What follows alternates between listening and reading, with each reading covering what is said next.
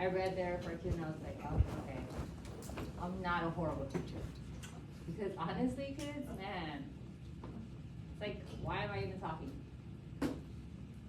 Why am I even talking? All right, so key concepts for this particular unit.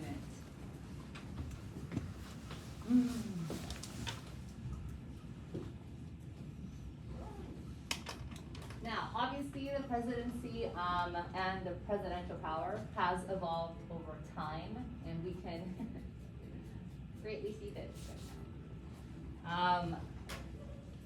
At the beginning, the president was someone who was, kind of respected. Hello?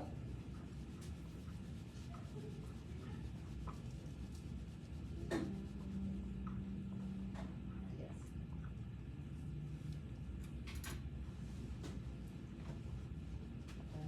With herself or?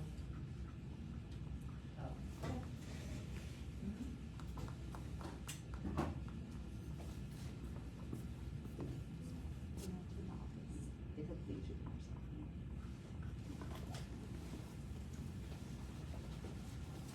So, who is the first president of the U.S.? George Washington. Yeah, George Washington. What was his profession when he became president? Does anyone know? Yeah, he was the Army General, right? He was one of the main dudes in the American Revolution, which is the reason why he was the only president who got a unanimous vote by the Electoral College to become president. He was also very, very his presence was great. He was not a great guy, obviously, right? He owned slaves. He was kind of a jackass, but they really liked the dude, right? So don't even get me started on his teeth. It's a whole other thing. So, presidential personality. That is kind of a very big thing for presidents, right? You have to have a good personality in order to be able to have some sort of influence. Washington was kind of what the founding fathers were thinking of when they were thinking of a president. So, whenever we get to something that has to do with the presidency, don't imagine the president we have right now. Please, please, God. Do not imagine him, because that is not who they were thinking of, right? When Madison and the rest of the founding fathers were writing the Constitution and the powers of the president, they were thinking about Washington. And this is the type of dude who did not want power. He did not want to be president. He was like, please, please do not vote for me. I want to go home. I'm tired. Right? All he wanted to do was retire. But the nation needed him, so they voted for him. He was like, God damn it. He is the reason why it kind of became natural for the president to only have 2 terms. How long is each term? 4 years. 4 years, right? So after 4 years, they reelected him. He was like, just let me go home. Please let me go home. But they reelected him, so he was there for 4 more years. And then they wanted to elect him again. He was like, that's freaking it. That's it. I'm done. 2 terms, that's it. And he left. He never went back. He just went back home. He even had a sign on his home to turn the different direction so that people would get lost and not find him. That's how much of a freaking, he just didn't want to be found, okay? I kind of respect him for that. That's the only thing I respect him for. Because, yeah, same. You know, sometimes you just don't want to be found. Washington was that type of guy, and everyone was intimidated by him. He was a very, very kind of stoic kind of dude. Everyone was scared of him. Everyone. The only one who kind of was able to joke around with him was Jefferson, because they both kind of sucked. But Jefferson and Adams, they kind of were able to get away with stuff with him. So, before the 1930s, what happened in the 1930s? Great Depression, World War I, a lot of stuff happened in the 1930s, right? So before then, the Congress was really the one that was considered quite dominant, mostly because that is literally how they are written in the Constitution, right? Who has the elastic clause? Congress, right? It's not the president who has that power, it is Congress who has that power. But something changed. What president was around during the Great Depression? FDR. Yeah, FDR. And FDR changed everything about the presidency. Oh, Good morning. Sorry to interrupt.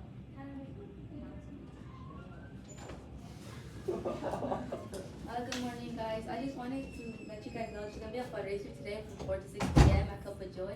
If you guys can come and support the freshmen, it'd be amazing. Of course. Thank you. Looks like that's music.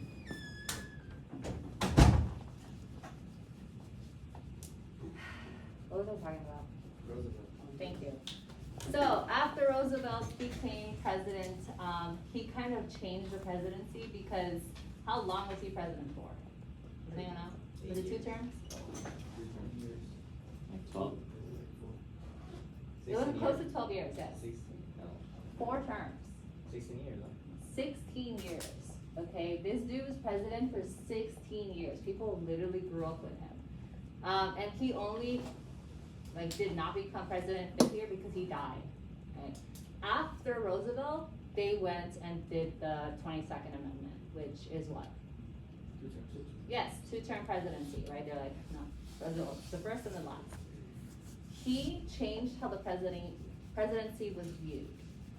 And then over the past 70 years, the balance of power has really shifted because of what he did as president.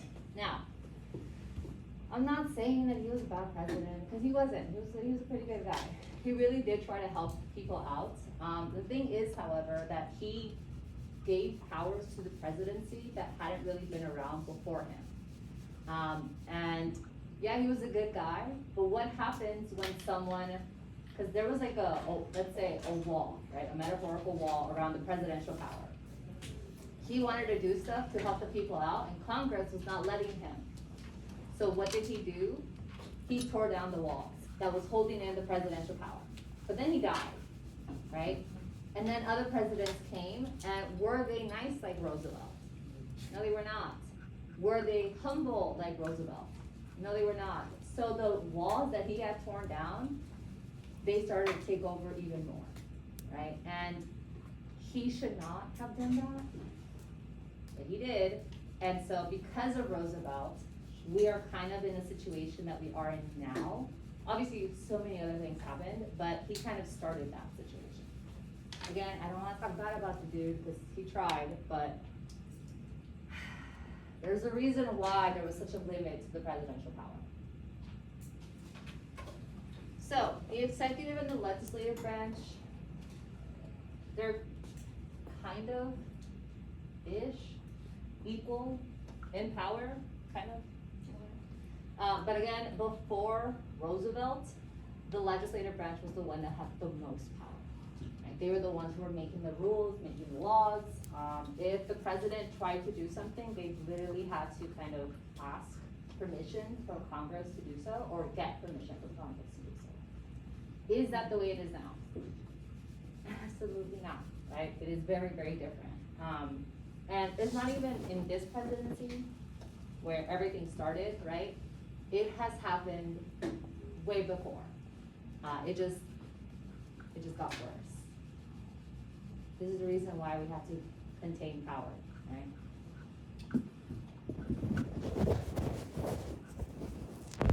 So there is a term called imperial presidency. Does anyone know what imperial means? Think back on a unit, maybe in history, that you might have covered. Imperialism. Is it when you take over a country with no regard? Good job. Yes, exactly that. So imperial presidency is essentially when a president tries to become what? Emperor? Very good, yes, emperor. Now, the US, they practiced isolationism for a very long time. What is isolationism? Being isolated from the world. Yes. People were fighting and they're like, not my problem, not my problem, right? Are we like that now? Hell no. We have our freaking army everywhere, the entire goddamn world. So this started kind of with Teddy Roosevelt. It was kind of before him, but Teddy Roosevelt was really the dude who kind of pushed for imperial presidency. This is when we started to intervene with foreign affairs. All of the wars that have occurred in Central America and South America, just in Latin America in general, they've all essentially been started by the US. Does anyone know about the Salvadorian Civil War? Yeah, it was horrible, right? Kids had guns and were killing each other. It was really bad. That is the reason why, and it did not happen that long ago. It happened like in the 70s, the 80s, which I know for you children. But that's the reason a lot of people from El Salvador had to migrate away to come to the United States, right? My dad was one of those kids who almost got into the child war, like the child army, the guerrilla. He had to leave his home because they would go to the homes and take the kids. They didn't ask, you didn't volunteer, they just took your child and trained them as soldiers to kill the military. Like, it was horrendous, right? There were bombs dropping everywhere, churches were being bombed. It was really, really bad. So that started because there was this one person who became president of El Salvador, and he wanted to trade equally with America. So America had to pay taxes. And America was like, we don't pay taxes, we're America. So they found people who didn't like the dude, and they helped them assassinate him, creating a power vacuum. And so this is when like the whole pandilleros came in, and MS-13, all of those people started to get involved, and then they just started killing each other. And the military got involved, the US sent money for the military, it just became a whole thing. Imperial presidency, right? They wanted the power in El Salvador, in Guatemala, in Honduras, Venezuela, Cuba, oh my God, Cuba, right? Freaking Puerto Rico got taken over in like the freaking 1860s. We have been doing, oh, not we, right? But America has been doing this for a very, very long time. And it just does not stop. It just doesn't stop. So, this all began with the expansion of the presidential war powers. Now, who is commander-in-chief? The president. Yes, the president. The president is the one in charge of, I guess, telling the army what to do. And again, who were they thinking about when they were thinking about the president? George Washington, right? Who was an actual general. I think the last president who went to war, who was it? Eisenhower, I believe? That was like in the 50s. Who was the last president who was actually a veteran, or who actually saw combat? We haven't really had presidents like that, much. Which is probably the reason why they like going to war so much. They've never actually went to war. So they are the commander-in-chief. They control the army. They tell the army what to do. They say, yes, fire that missile, or go to that particular place.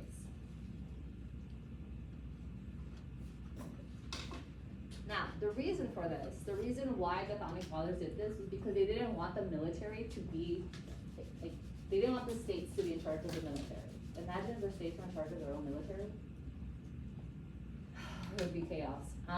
People would just be killing each other left and right. The Civil War would have started much sooner, and it would have been a lot more bloodier, right? If every state was able to keep their own army. So they did this in order to avoid a military dictatorship. Now, who can actually start wars? Who declares wars? Congress declares war, and of course, that's on purpose. So Congress has the sole power to declare war. They're the only ones who can do it, according to the Constitution. However, the last war Congress declared was December 8, 1941. What war was this? World War II.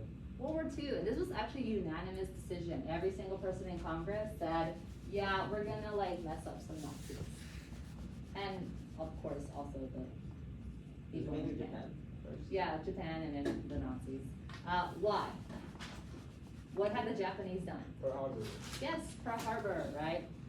And then, well, we kind of dropped two atomic bombs on them, which I think was excessive.